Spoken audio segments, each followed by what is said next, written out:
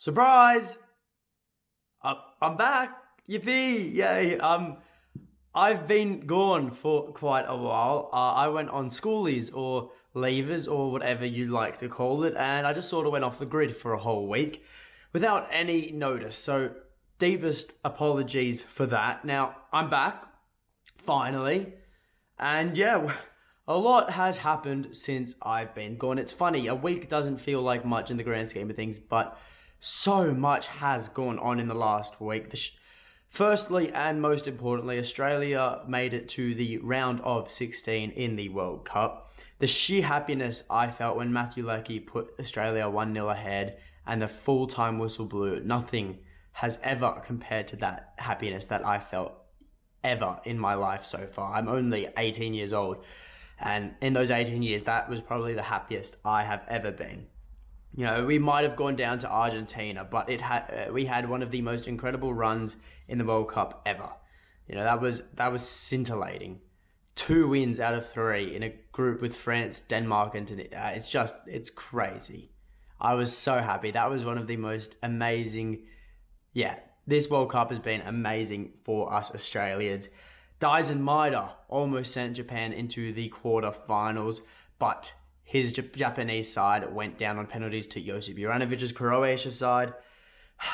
We officially signed Alistair Johnston, who, speaking of Josip Juranovic, may very well be Juranovic's replacement when he returns back to Celtic. And although Alistair Johnston has not touched down in Glasgow as of yet, he still has been embodying the Celtic spirit on his many travels to Italy, as so it seems. We've been linked to our former Hunskelper in Moussa Dembele. We've also been linked to South Korea's Cho Gu-sung. Now, overnight, and most importantly, the topic of today's video, we were linked to Tunisian midfielder Aissa Laidouni. I've probably butchered that. I think it might be Aissa Laidouni, I believe. Now, let me preface this whole video by saying Aaron Moy is completely clear of Laidouni anyways, because Australia won, Tunisia 0. Sorry to any Tunisians watching, but I don't think there are any. So up the Aussies. Anyways, while you all may think I will now be so extremely knowledgeable on Laidouni because I got to see him in action against Australia, I hate to break it to you guys, but I'm not, because I hardly remember anything from that match except for just limbs. That is all I remember, is limbs. Now, the only thing I do remember was during the match he did in fact pick himself up a yellow card for a very rash challenge. And yeah, that's really all. He got slated in the pub, I'll say that much. And it's crazy to think how that match was 2 weeks ago.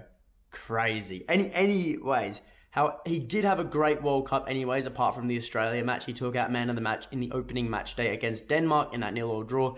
And he also had a belter of a performance against France in the 1-0 win, which so nearly sent Tunisia to the round of 16. Now, at 25 years old, we're going to look at why Celtic are interested in him. He currently plays for Ferencváros in Hungary, a team that Celtic are very, very familiar with over the last couple of years.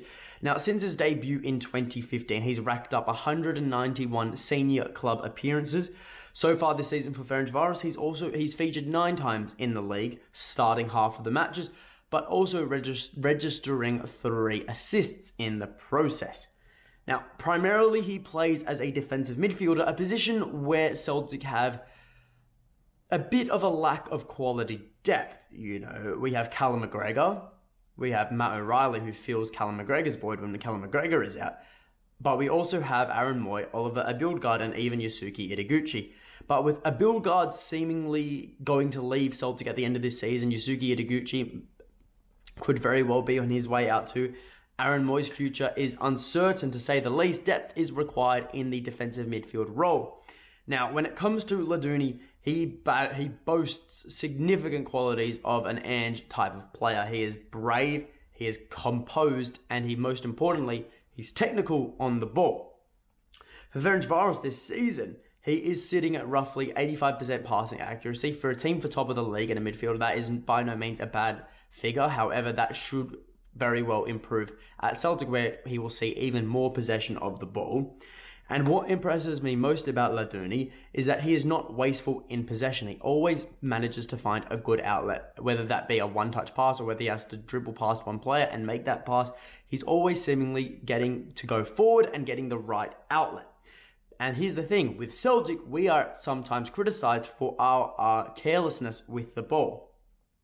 However, I'll also follow that up by saying the only times we are allegedly careless with the ball is any time we drop points, and that is a very rare occasion to say the least.